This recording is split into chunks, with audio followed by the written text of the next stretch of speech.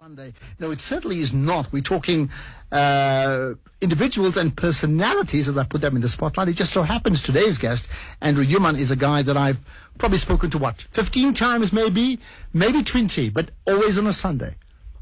Something along that line. But today, we speak on a weekday. So, Andrew, good chatting to you, and thanks for allowing me to put you in the spotlight. Yes, Ashraf, this probably is the first time we've ever spoken on a Wednesday, so it's quite a momentous occasion. Maybe the good news is that means advertising now is not just a Sunday issue, but it impacts throughout the week, if I'm trying to make some sense of it. Yeah. Okay, that's good. Tell me about the Loeries. I mean, I assume on a Sunday everybody knows about you. On a weekday, I must assume that some people don't know about it. You are the CEO of the Loeries. So what is the Loeries? So first of all, the Loeries, you even said advertising is more than a Sunday. The Loeries is more than advertising. So the Loeries' primary role is to promote creativity, and that means creative thinking and to promote innovation and ideas across the whole brand communication spectrum. So when you're looking at, you're talking about brands and you're talking about companies, so you're actually looking at our economy. So it becomes a vital part, and what's really important to me is how we use ideas and innovation to compete. So you're saying, how do you get value out of creativity?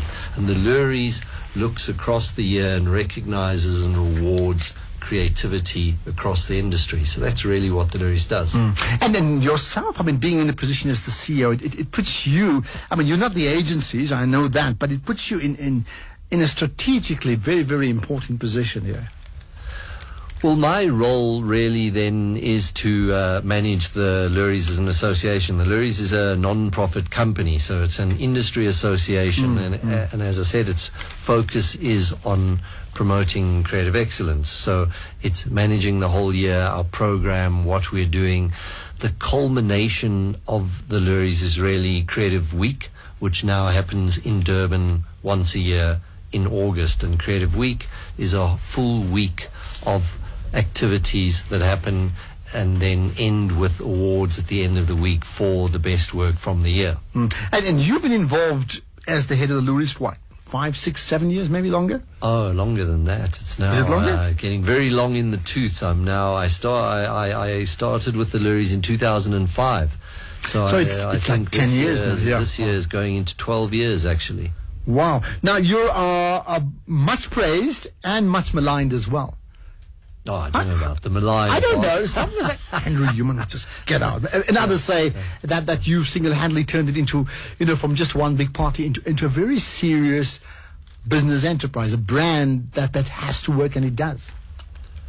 Well, I think yes, from where we come from, if you look at 2005, it was very much an industry insider event for ad agencies, and it has grown way beyond that. And as I said, it is now an industry whole week of functions, of networking, allowing the industry to get together. So it has certainly moved way beyond where it was.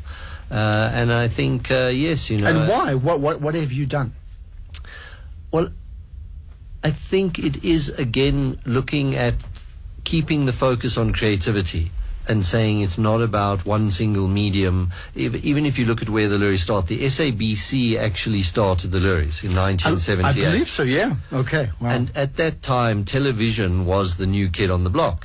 So it was a way to say, hey, everyone, television's arrived. It's this new, exciting medium, and how can you take advantage of television as a medium? So the Loeries were simply a television commercials award. And it slowly grew beyond that, and then print and radio were added, and design. And so what you realize is it's not about a medium. So when you look at today, everybody's talking about Facebook, Twitter, digital marketing is the new medium, and you have to be digital. And so when you look at beyond all of that, you say it's not about digital, it's not about television, it's not about any particular medium, it is always about innovation. So if you are going to be innovative, the key thing is to be truly innovative. You're actually going to do something that nobody did yet. And then you're going to move the boundary, and everybody goes, whoa, we should be doing that. So really your focus is on innovation, not on media and not on sectors. And why would an engineer? I've got that right, isn't it? You studied engineering somewhere along the line. Yes, How did you land up? How did you land up with? Actually, how does an engineer land up with Loeries, heading up the Loeries? So actually, it comes back to creativity. So I studied material science and engineering. So actually, I was at university for 10 years. I did my doctorate in material science, and I was at university at postgrad doing pure research. And I think, again, one of the real misunderstandings in our society is that people separate, very much like your question, oh, you're an engineer. And people think art and science are on two opposite sides of the spectrum. Can it be? And they think maths and science is not creative. So when you use the word creative, most people think of, oh, it's visual and it's arts.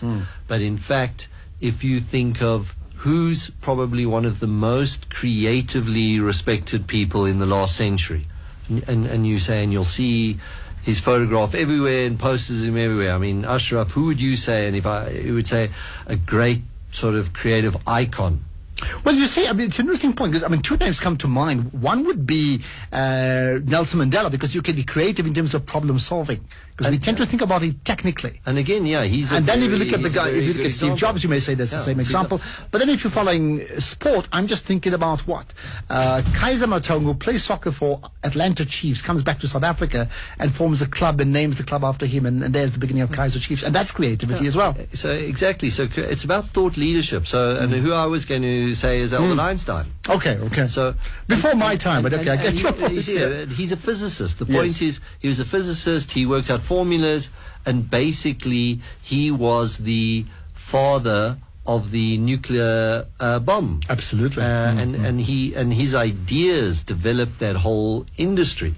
So he is not an artist, but people hold him up as one of the most creative minds of the last century. So what I'm saying is, it's not that divorced. If you and I worked in science, and the amazing thing is, you work in science, you know, when you go beyond the formal training, it goes back to the same thing. So it's about how can you be creative, how can you move things beyond where we are today. And that really is what the cornerstone of what the Loeries encourages. Think about that. We'll get to that in a minute. 0891104207. So what about you listening to me chatting to the CEO of the Loeries? That's Andrew Newman. You like know him personally? I'm not sure if any of your family members are listening, but or one of the agencies, or maybe they're too busy doing something else. I don't know. But if you want to say hi to Andrew Newman, well, here's your chance. But also any questions about advertising. I often get people wanting jobs in the advertising space. I'm not too sure whether Andrew can give you a job, but he can certainly give you advice, I would think. Beyond that, of course, you have creativity, creative thinking, and the issues of campaigns and advertising, above the line, below the line, all that will certainly come into play as well. You can SMS me to 34701, and if you wish to tweet, it's at Ashraf Garda using the hashtag AfternoonTalk. Lots more here as I continue putting Andrew Newman in the spotlight. It's Monday at 9 and Tembi cannot find her husband Mandla. Mindlo's Bafowet is watching Soccer Zone, and Mindlo's does not want to be disturbed. Soccer Zone! Every result, every goal, every post-match interview, Mandla is glued to the couch. Good luck getting your man back, Tembi. For the next hour, he will be watching reviews and features of the past weekend games.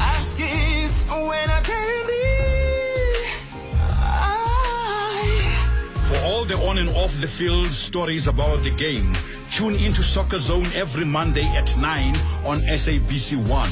Brought to you by SABC Sport. For the love of the game. I said to myself, why do I have to feel sorry for myself instead of the other kids that are just running around? You know, let me just be like a normal person. I think if I wasn't disabled, maybe I wouldn't even been where I am today. For me, being disabled is a blessing. At 12 years old, Lucas Sitole was in a devastating train accident that claimed both his legs and his right arm. But that didn't stop him from winning a US Open Grand Slam tennis title. Find the story of Lucas and many other South African icons of tomorrow on 21 Icons, Sundays at 7:27 p.m. Find it on SABC3. Mancosa, Africa's leading international business school, accredited, affordable, and accessible management education programs. Mancosa offers postgraduate diplomas in business management and MBA. Register today at our Graduate School of Business. Visit mancosa.co.za or SMS Mancosa and your email address to 34745. Think MBA. Think global. Think Mancosa. Management education reimagined. In the spotlight on Afternoon Talk with Ashraf Garda. All the big names making big money and even bigger headlines. Only on SAFM. Putting Andrew Yeoman in the spotlight. Interesting tweet from Francis saying, hi, in just a moment to chatting to Andrew Yeoman. And let's just stay with this issue of what people see as the flip side. That marketing is about coercion, convincing you to buy things you don't really want and you don't need, as we've discussed before, and therefore it's essentially dishonest. So again, you have to look at things in the long run. So if you go back 100 years and say, where were we and where are we today? Today, you have an iPhone lying in front of you, and so do I. The only reason you have an iPhone lying in front of you is because of a competitive industry, an industry where brands must compete, and the winner takes home the prize. And if there wasn't that competition, and you said, oh, well, why don't we just take the most practical thing and we all use it? We'd all be sitting with an old Model T Ford car outside. And maybe no name as well, I suppose, isn't it? Yeah, and it wouldn't just be called a car. Yeah, so they'd all have the same color, and you'd have a very bad phone.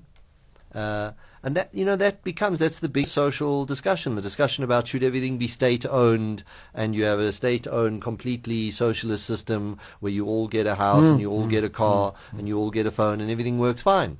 Then you're not driving entrepreneurship. So it's entrepreneurship. If you look at Elon Musk, for example, he's driven purely by entrepreneurship. So he's saying, I'm going to build a rocket now, and I'm building a battery-operated car. But he's improving your quality of life in the process. There is no doubt. And you can look at it even, so you can take it to medicine. And you can say, the medical opportunities you have today compared to what you had 100 years ago are fundamentally different. So your chances of life today are far improved compared to what they were 100 years ago. And that is through competitive technologies and companies saying, but I can do this better. So because of that competitive competition, really, they're vying to be the best, and that actually assists, that helps all of us. So you look at Mercedes-Benz again. I say you don't need a Mercedes-Benz, but they have driven technology. So the best technology in cars is in a Mercedes-Benz. It is in luxury cars. So they've got phenomenal safety technology. So they are pushing safety because it gives them a market leading edge. So if I go, hang on a second, if we introduce something new into our product, it's going to help us and it's going to pull us away from the competition. So it's critical for them to continually be doing research and development and building and improving their brand. So you can buy a car that doesn't have all of those things, and it's not going to be the end of the world. But the point is what the average entry-level car has today. Again, think back about your first car and what a car has today. You go and buy one of the cheap basic cars today. You get into a Group A car at a car rental company. It has ABS. It has airbags. Absolutely. It has elements that were lucky. It has electric windows. When I was a kid, we used to go and look in car windows and go, "Wow, it has electric windows." I'm going to move on to other things besides advertising, but I'll stay with this. What for you, personally, has been like the ultimate ad campaign that you just, when my son's been talking about Godfather movie this whole week. So, the Godfather equivalent, an iconic ad campaign. If I think of specific ads that stick, there was an ad I think in the Loeries in 2005 or 2006, one of the very early years. It was an ad for Virgin Atlantic Airlines called Love Story. Right. And it actually won the Grand Prix in one of those 2 years. Can you remember much about it? Tell us. And it's a fantastic ad because if you look at it, it's all the right things. It's about understanding society and culture at that time. So what it was two men in a gay relationship, and it was very romantic, and they were dancing, and they were in a bubble bath together and walking on the beach, and it had the Bee Gees, the Bee Gees music in the background. I'm trying to think which Bee Gees song. It's this great romantic sort of love story, and which was what it was called. It was Virgin Atlantic's love story. And in the end, it then cuts to these two guys sitting in an airplane, and there's the fat guy's drooling on the other guy's shoulder, and then he wakes up and he was in a dream, and it says, if you wanted to sleep with him, you would have married him. And it says, in Virgin upper class, you have much more space, and you can sleep in your own bed, and da-da-da-da-da. So that was the punchline. And it was very well shot, and it was clever, and it was funny. But why it was so clever was it was at the time where in South Africa same-sex marriage was still illegal. But it was the time when it was being picked up in discussion, and we were just at that point where we were looking at this, but it was still it was so there was social same-sex commentary marriage. in the same time. So this is one thing. So I think it's important there. Again, you see, advertising can lead society. So it's again about being innovative and understanding and saying, where is society going? What are the buttons to push right now? So that would be, if you take that same ad today, it's not relevant. It's dated. You're absolutely right. But in 2005, it was very, very relevant. And after all of that, let's talk to someone who ironically is called Innocent, so things don't change much. Innocent, hi. Hi, Mr. Alfred. Yeah, good chatting to you. Hi. Thank you very much. Let me greet your guests and I'll say... Hi, how are you, Innocent? I'm great, thank you. It is very good to have you in the studio. It is very good to have such a beautiful, brilliant guy like you. Without wasting no time, I have the ability to write what you call advertisement, and I'm able to present them and market them because it's something natural. It comes deeply in heart. So now, what I need to know is that what is the consequences or the circumstances of an advert which are that going to have an impact or affection or something that will change, lead the people to the wrong situation? What is the circumstances of that, such an advert like that? I don't want to leads people to the wrong. Okay, let me get an answer. I'm going to push you because we're going to move on. Thanks for that call, Innocent. Yeah, did you get that? I think that leads people to do the wrong things. Yeah, and I think it's a good question, and it's a good point, because often you'll watch an ad and you'll say, I can't remember what that was for. You see, so it's how you tie in your communication again back to the brand, and there's what it's called. There's the call to action.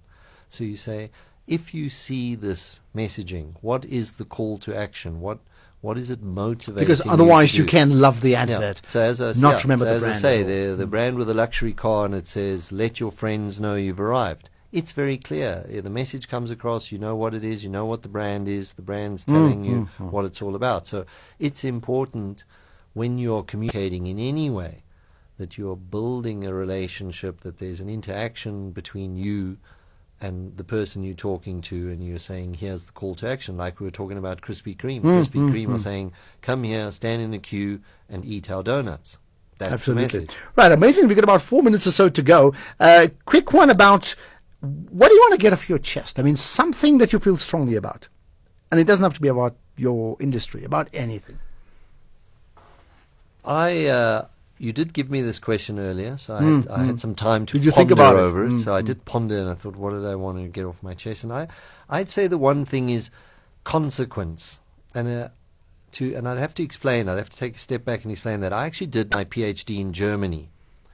And it's a much stronger concept there than it is in our whole society, as it's always been.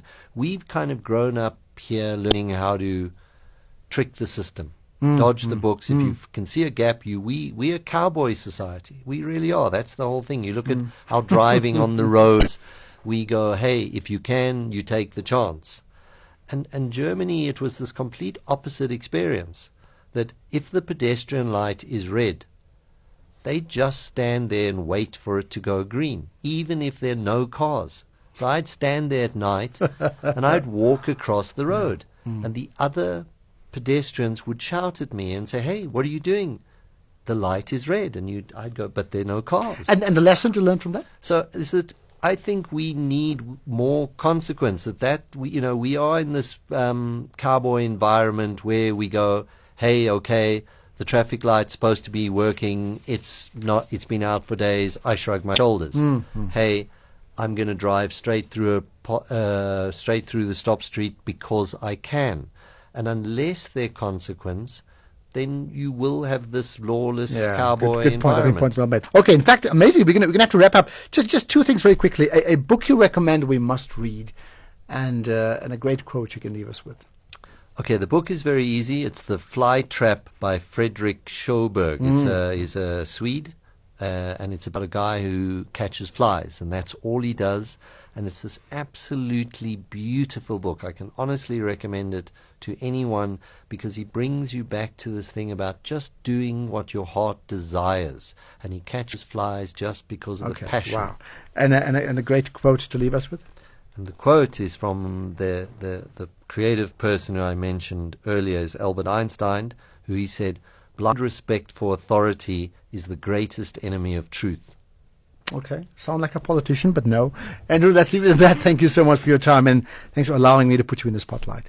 We'll get to talking about other issues in marketing and branding one of the Sundays when we talk media marketing every Sunday, of course. Andrew, thanks for your time. Most appreciated. Lots more to come here. In fact, Javuka coming up next, but let me just tell you this as well. Being Thursday tomorrow, the health update happens tomorrow at 11:05, and it's proudly brought to you by Mediclinic, expertise you can trust. So right now, it's time for Radio Vuka.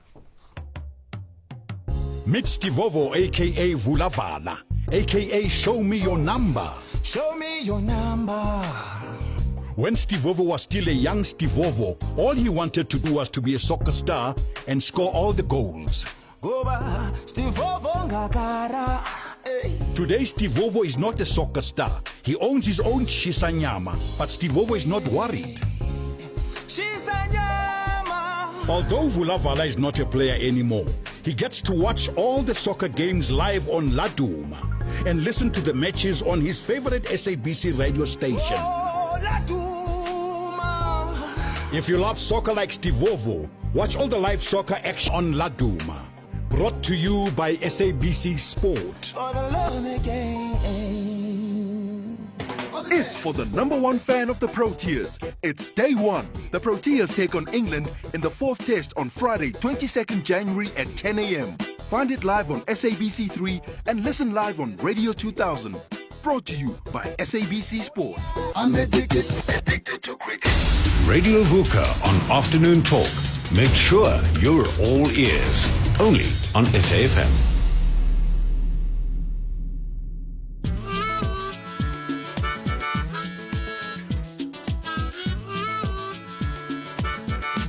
Radio Vuka.